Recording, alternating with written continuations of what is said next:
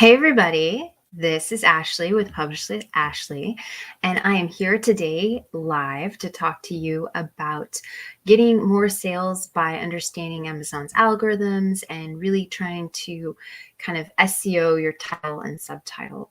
To get sales, you have to actually have your book seen. And those ways is through titles and subtitles. Do you remember your title, subtitle, and then author? We talked about this, so please check out. This is part 2 of a 2-part series. The first one is titles. This one is titles and subtitles. So make sure you check those out in my YouTube channel. And it's title, subtitle, and author. We talked a lot about this, that those are the 3 most important things for Amazon to index your book and know who to show it to. Those are the keywords they use to show your book to people when they type things in. So if you like things like that, please like and subscribe to my YouTube channel. And we're going to get right into talking about subtitles. Okay, so I'll share my screen. Hello, everybody who is live. And all right, so the first one was we talked about gratitude journals. And so I had, these are the titles of books that are actually out there on Amazon, and I'm kind of analyzing them for you and talking about them. So the first one was I'm Grateful Every Day, which is an okay title, but we're going to kind of focus on the subtitle. The subtitle was Daily Gratitude Journal, 52 Weeks of Gratitude, 5 minutes a day. Okay, so there's a few things I've kind of underlined that are problems. The reuse of grateful. It is fine to use it once, since this says grateful, and I'm sorry, the reuse of gratitude. This says grateful, so gratitude slightly different. And then I would stay away 5 minutes. There is a trademark on 5-minute gratitude journal. So yes, this doesn't say 5-minute gratitude journal, but honestly, I would worry that someone would complain. So here's how I would rewrite it. I would rewrite it to 1 year, 52-week daily gratitude journal. You don't have to repeat any words. As long as you have the keywords in your title and subtitle, Amazon will mix and match and rearrange them to find what the customer is looking for. Okay, the next one, not your average gratitude journal. I guess I should have taken that one off. I couldn't find what it was originally because I was going to do what the subtitle was and how I would rewrite it. So we'll just go on to the next one. A Year of Gratitude, Journal for Kids, and then the subtitle was 365 Daily Prompts. That's it. That's all they had. I would actually add a little bit more. There is no reason you can't add a few more keywords as long as they don't repeat, they make sense with what you're doing. So I would actually rewrite this to 365 daily prompts to encourage mindfulness each day. And notice that I've capitalized every single word. Now, in the US, you don't have to necessarily capitalize the to, like to, and, or, the. You don't have to capitalize those, but I always do, because then I just make sure every single word in the title and subtitle is capitalized, because that is always okay. But if you do, I'll show you later, there's some examples where they didn't capitalize things. And to definitely the US audience, it just doesn't look professional because you're supposed to capitalize titles and subtitles. Okay. So this one, A Year of Mindfulness, and then the subtitle was a 52-week guided journal to cultivate peace and presence. I thought that was a really good one.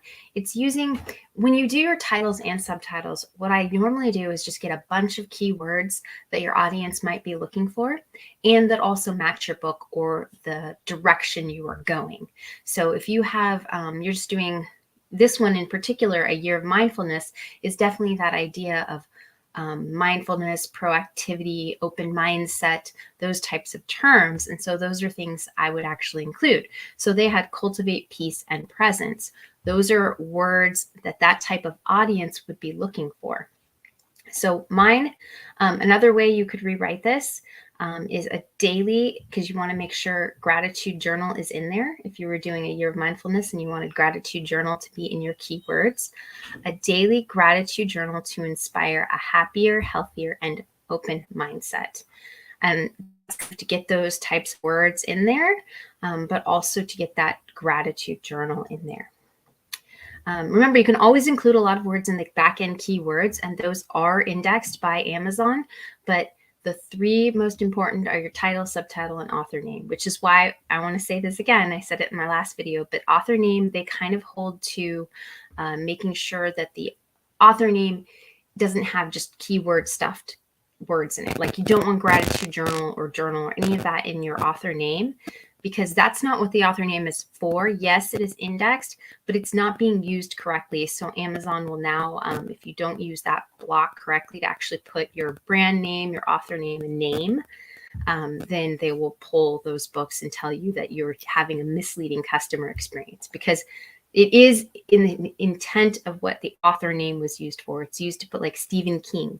So if someone's searching for a Stephen King book, they put in Stephen King and find a Stephen King book, not something else.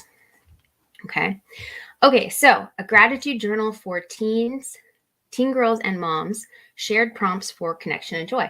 I actually really liked this whole title subtitle. It really expressed the words they were looking for. Shared prompts. It's got mom, teen girls, connection. Those are the type of words that they would be looking for. And it has gratitude journal in the title. So that's a very solid keyword. Okay, let's do the next one. You guys can ask questions as I go along. If I can, there we go. I got to click. Maybe. Okay, dream journal. Did it work? Okay, yeah. Okay, dream journal. So the main arching thing is dream journal, and I found a deliberate dreamer's journal. Ooh, that's hard. They didn't have a subtitle at all.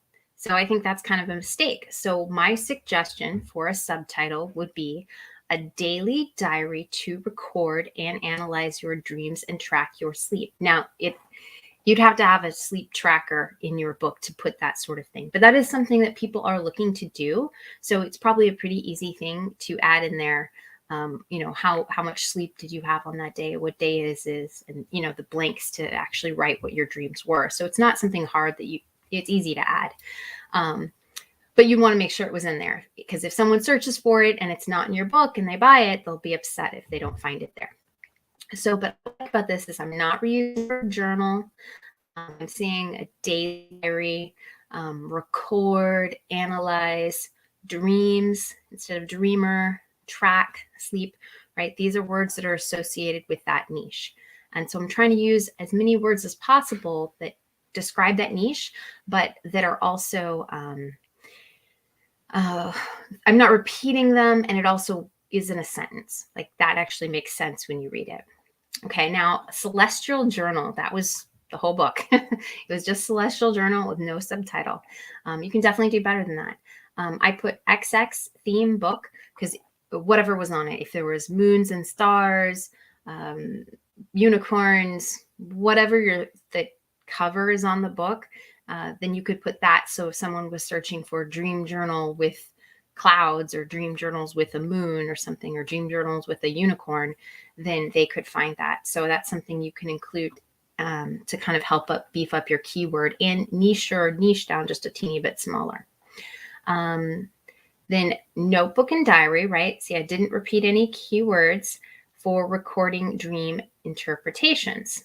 Okay. So I have journal in the title, but I want to make sure dream is in the subtitle so that Amazon could get the keywords dream journal, right? I don't have to put dream journal. I just have to make sure that dream and journal are within the title and subtitle. Okay, a book of nightly dreams, book of dreams, nightly dream journal. I underline dream because you don't want to repeat dream. Okay, that was the whole title of theirs, and it didn't have a subtitle. It was just book of dreams, nightly dream journal. And they repeated the word dream. So that's kind of just doing yourself a disfavor. Amazon doesn't like when you repeat keywords. So you need to be a little bit creative. A guided diary for women with prompts to help you record and reflect.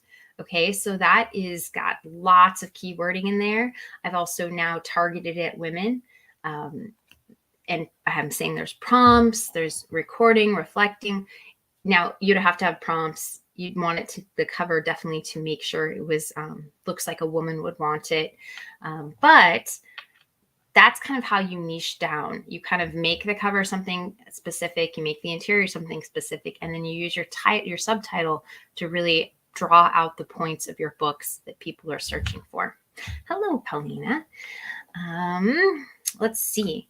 Next one, Dream Journal for Kids, and their subtitle was A Creative Writing and Drawing Sleep Diary for Children ages 3 to 13.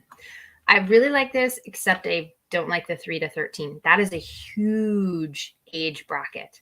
That in the US, that is so many is so many levels of difference. A 13-year-old and a 3-year-old generally do not like the same sort of things. Okay, a 3-year-old can't write; they're more into pictures. You know, a 13-year-old is definitely got much more writing skills. They're just different on the educational scale. So what I would actually do is I would break this up into several different journals, and I would make the covers reflect the type of aim you're going at, whether it's kids 3 to 6, 7 to 10, 11 to 13. Those are kind of age groups where they can kind of group together in the same type things.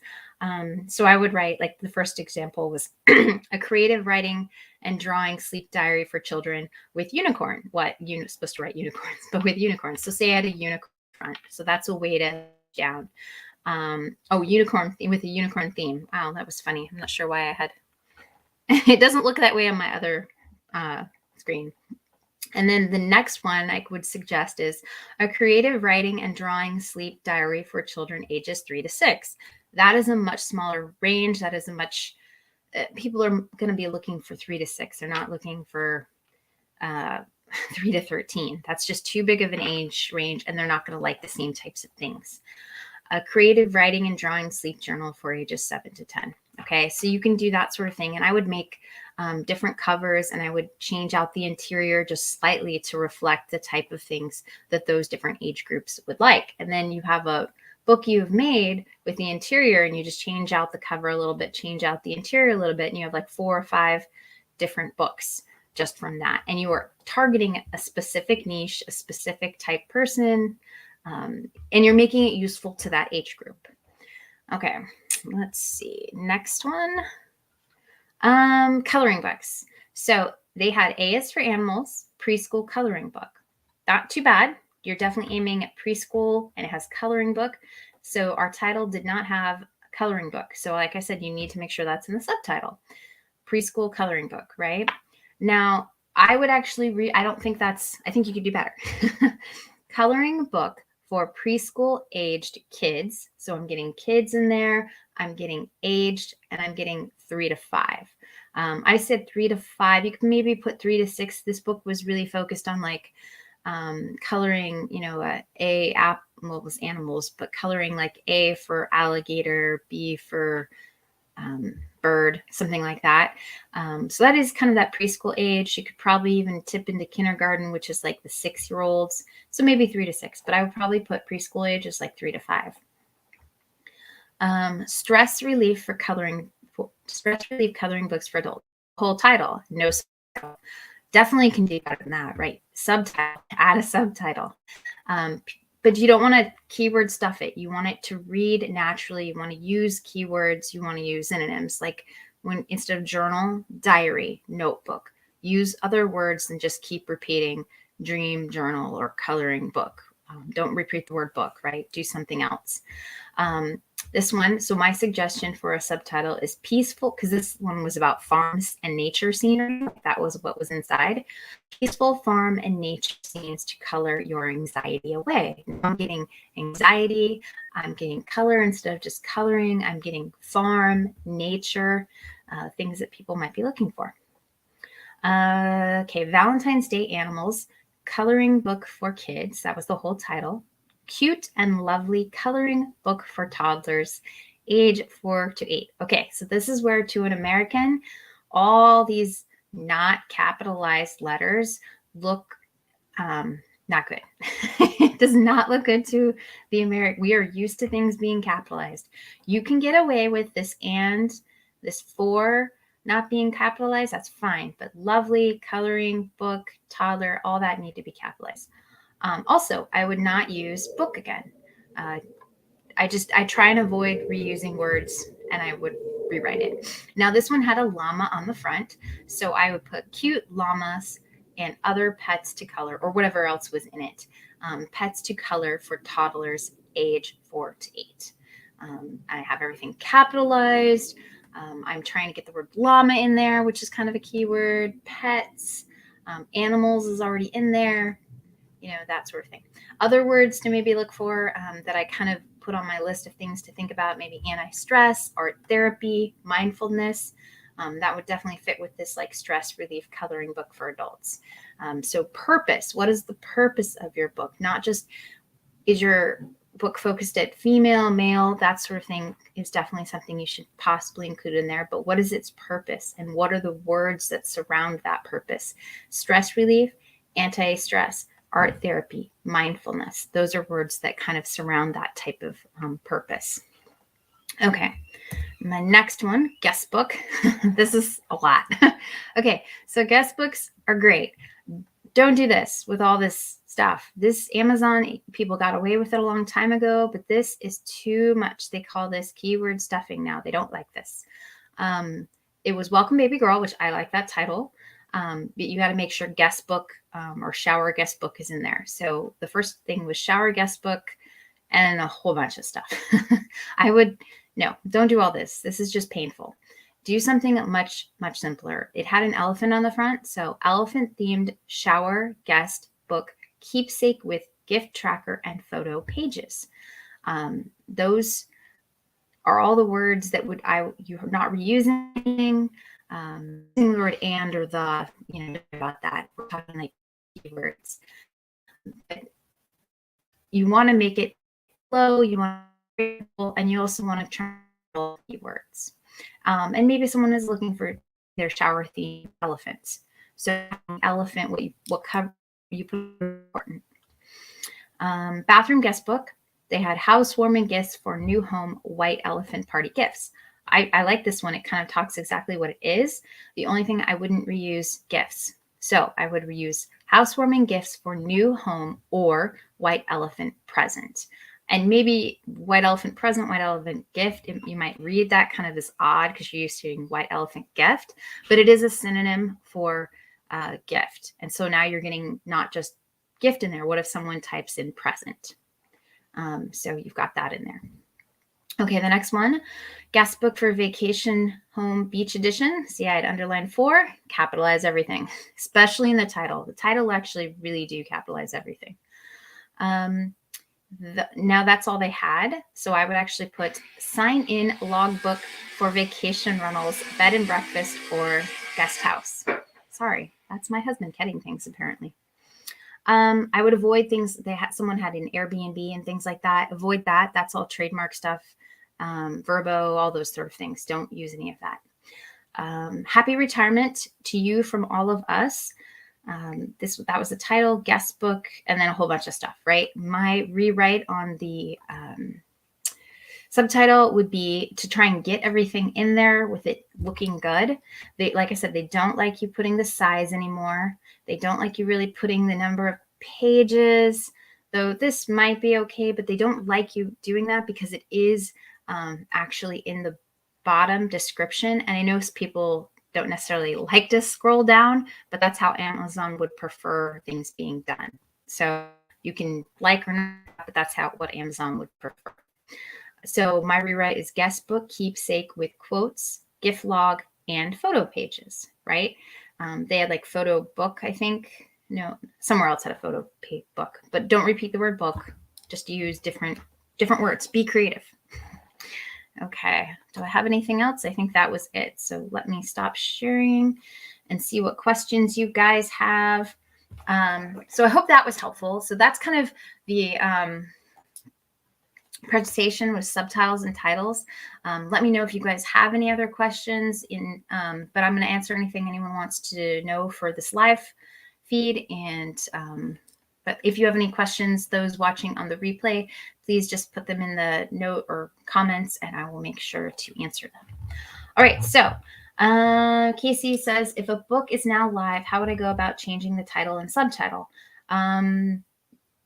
You can't. Once it goes live, you're stuck with it. That's because title, okay, so things that are associated with the ISBN, title, subtitle, author name, and color, not color, so black and white or color, and trim size. Those are all associated with the ISBN. So you can't change them. So what you could do is just leave that one there. Make a different, just take your cover, change it up, make the new title and subtitle, and change up your interior a little bit. Maybe if you're gonna, maybe if it was a little too generalized, just leave it there. It's fine. It's not gonna hurt it. You could unpublish it and then start over, but just leave it there. You never know. But I would just try and adjust and a little bit different.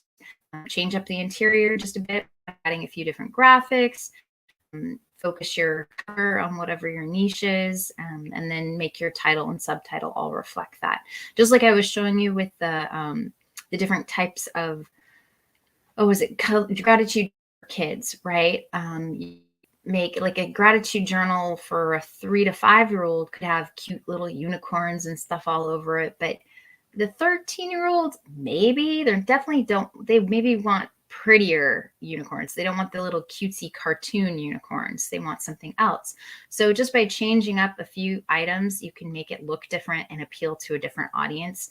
In the interior, you can add a few graphics. I actually have a YouTube video about using master slides for PowerPoint to just change out the backgrounds. But you can do that in Google Slides, Canva. You can change out and add different backgrounds to things, that sort of thing. So just play with it and try and personalize it to that specific niche. But you can take one basic item and then change it up by customizing the interior slightly and then customizing, obviously, the cover and then making it all match. Okay.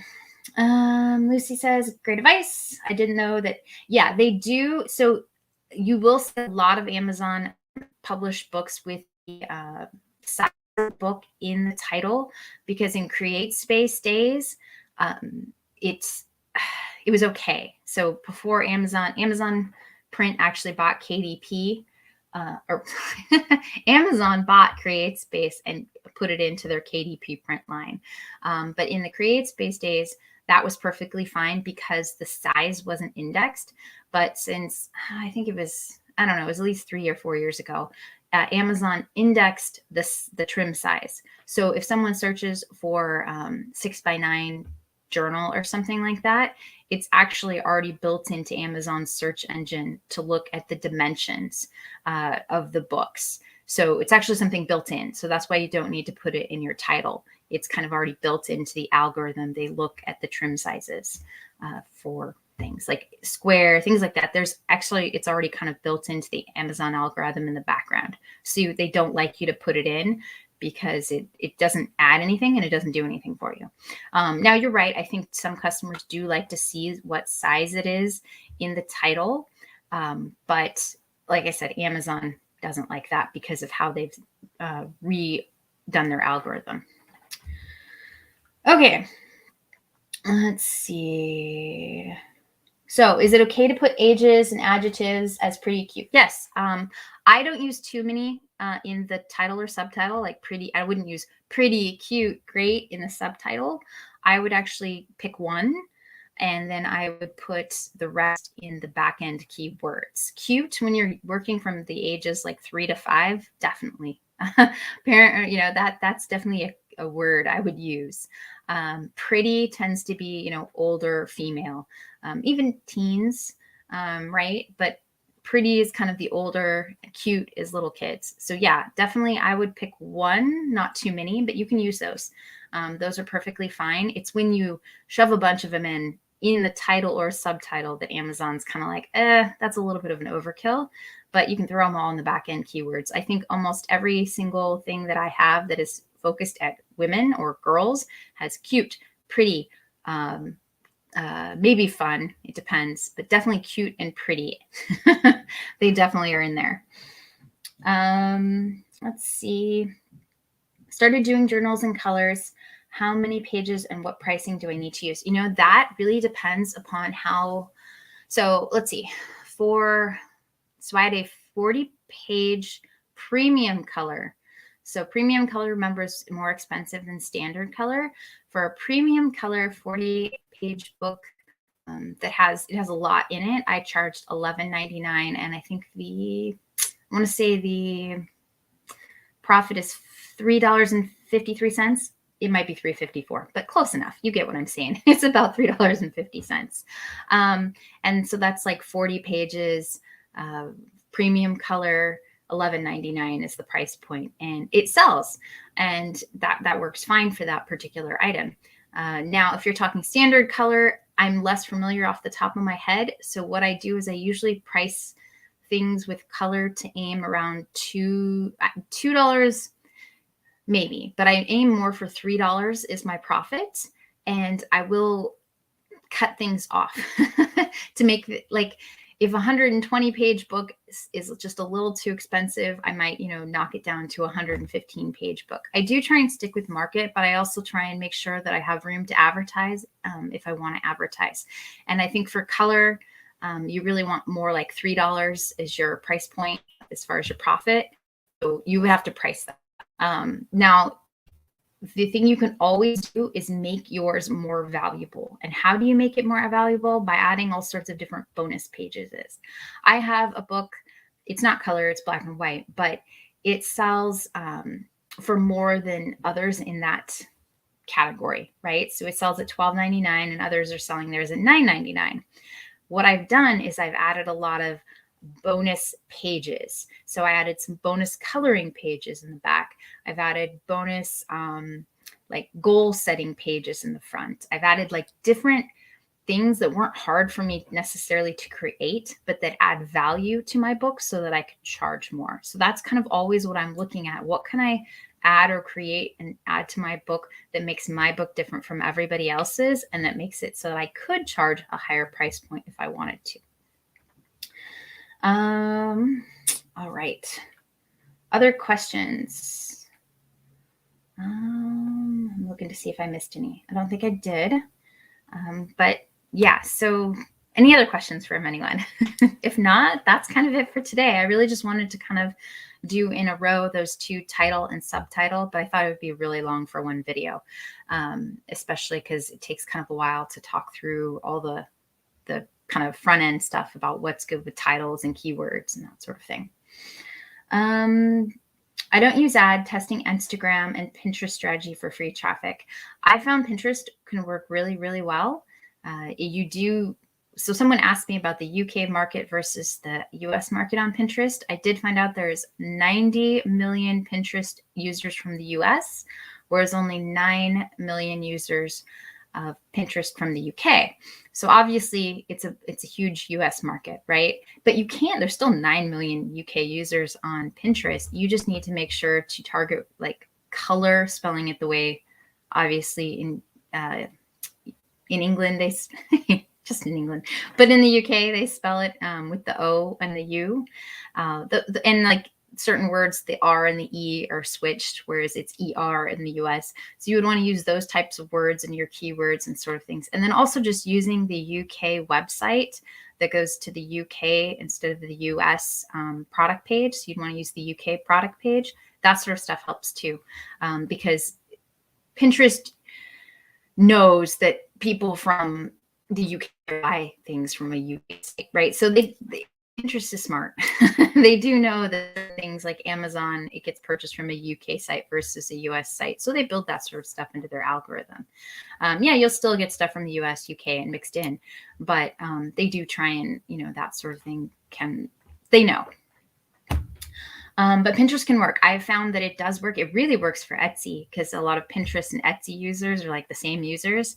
And I found a really good correlation with that. But it does work. But Pinterest takes time and effort, like anything. Amazon ads take time and effort, but they also take time, effort, and money, right? Pinterest, it's time, effort, and just the ability to time and effort. But it is free. So there's different ways to market your book. It just depends what you want to put into it. Okay. How can we test the relevant categories? Okay, so relevant categories. do the best you can. Sometimes you can't find a category.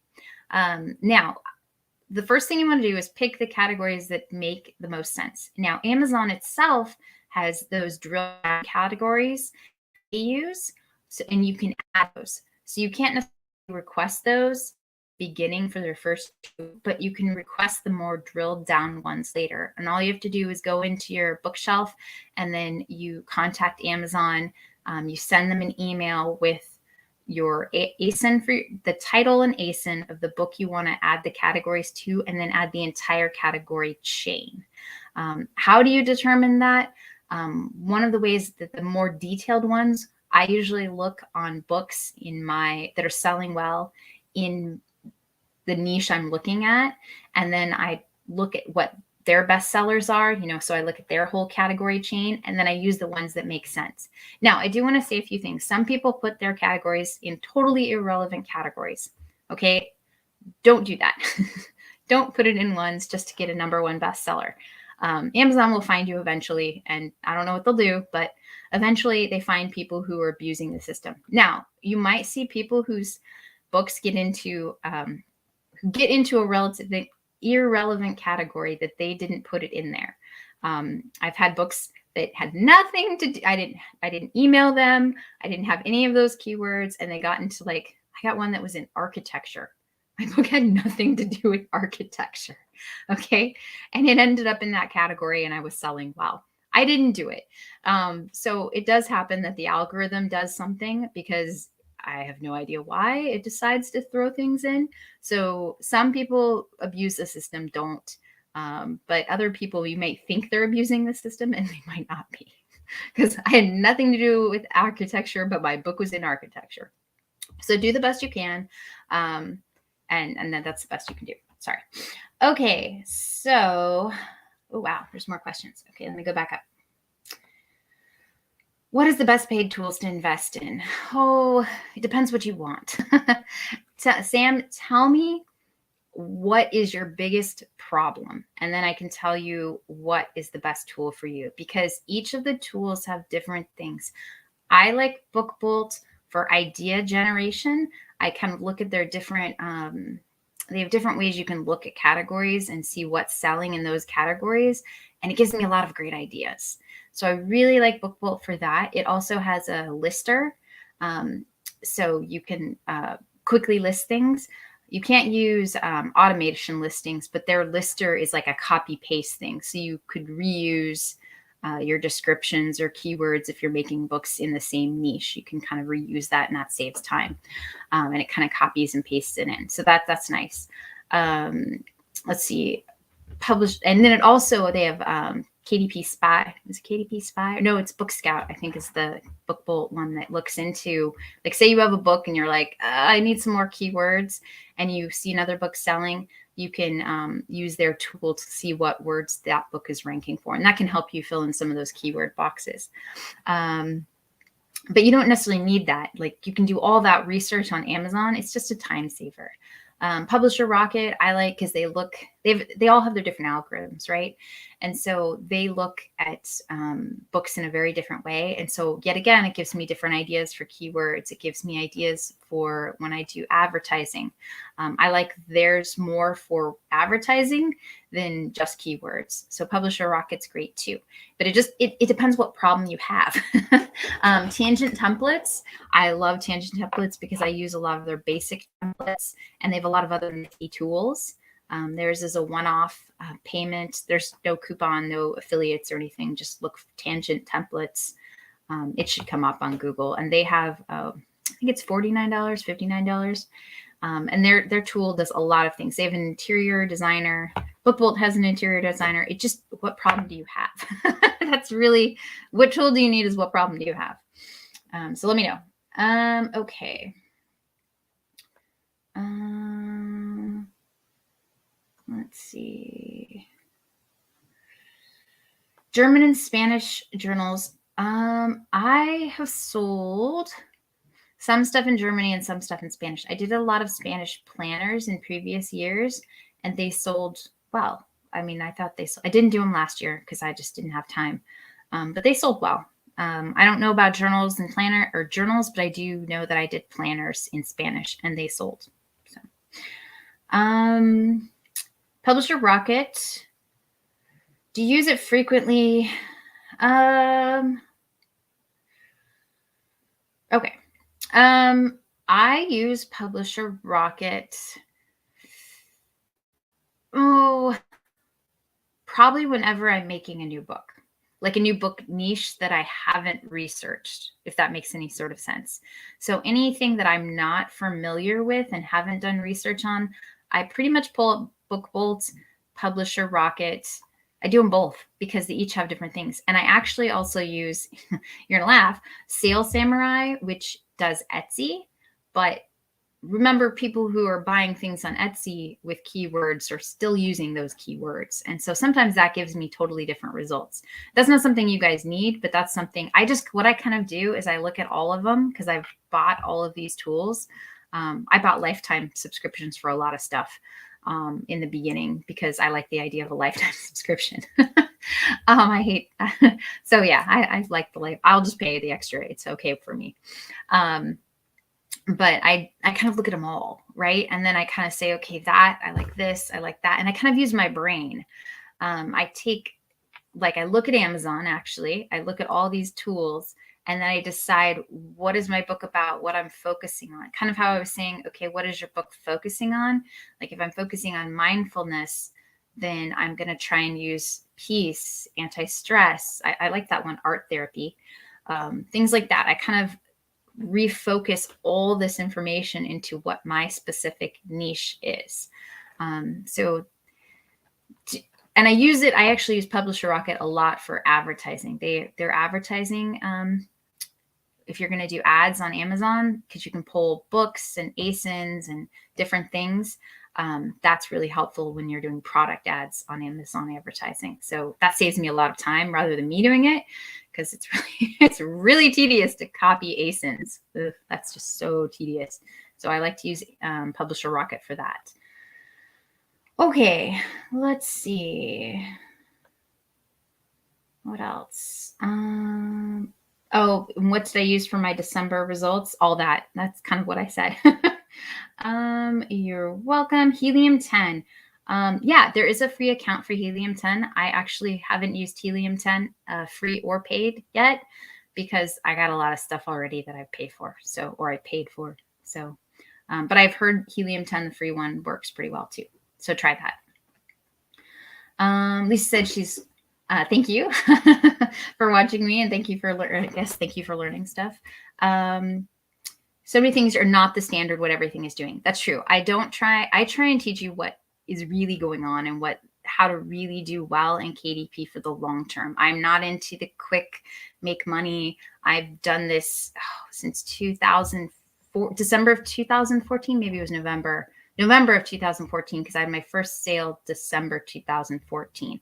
So I've done this a really long time, not necessarily like full time or anything like that. And I kind of wandered around. So I've done everything, literally everything on KDP. I've hired ghostwriters. I've done everything. I've had websites. I've done author shared pages. I've done book promotion, BookBub. If you're a writer, like low content books doesn't work for a BookBub, but like I've done it all.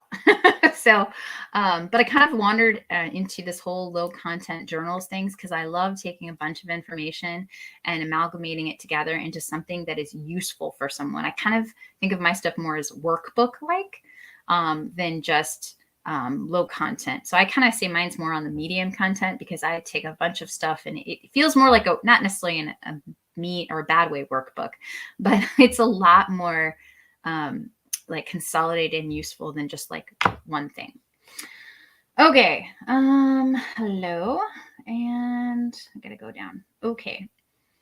Is it necessary to check chain marks in the US if I'm working in other markets? Yes, if you were going to click that you're going to sell it in the US. So I actually have something that was not trademarked in the US, but it was trademarked in the UK. So I actually sold it. I put the US was the only market I decided to sell it in because I didn't want to check everybody else. I just wanted to sell because it was in English, so it was going to sell in the US.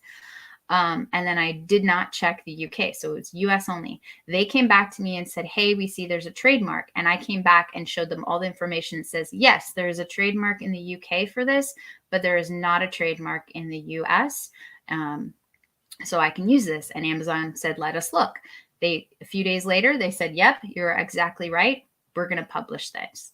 So it just depends. If you're going to do something, you're actually going to publish it in the US, then yes, you do need to check trademark, unless you're very familiar with trademark words, which I have to look occasionally too, because they're trademarking some crazy stuff nowadays. Like I actually looked up for this, the 5-minute gratitude journal, and the 5-minute gratitude journal is trademarked in books and notebooks and things like that. So that's why I said don't use. I would avoid using 5-minute anything in journals and gratitude. Hello from Brussels. Thank you for following. I guess thank you for following my advice, or thank you for watching my channel. It is not an easy business, that is true, but I love it. I love doing this. And if you love doing something and putting your heart and soul into it, then you'll eventually succeed. You know, is it instant success? No. I remember I started in 2014 and I kind of wandered until I found where I fit, what I did, I enjoyed what I did, where I was successful monetarily. So, you know, it can take some time. Linda says, thank you. Well, thank you for watching. Unless you guys have any more questions, that's kind of it for today. I don't know what I'm going to publish next week. I should have a better schedule, shouldn't I? I do have a list of various things people have asked me to do. So if you have anything that you want to learn about or know about, then please let me know. I know someone wanted to know about Instagram book tours. I have not done an Instagram book tour, but I'm looking into that because I know some people who have. I haven't found anything great yet, but hopefully I can find somebody who can help me answer that for you guys. All right, that's kind of it. All I have for today. Thank you for being here. Please like and subscribe to my video. I certainly appreciate it. And I will see you all next week live, and I'll see you then. All right, thanks. Bye.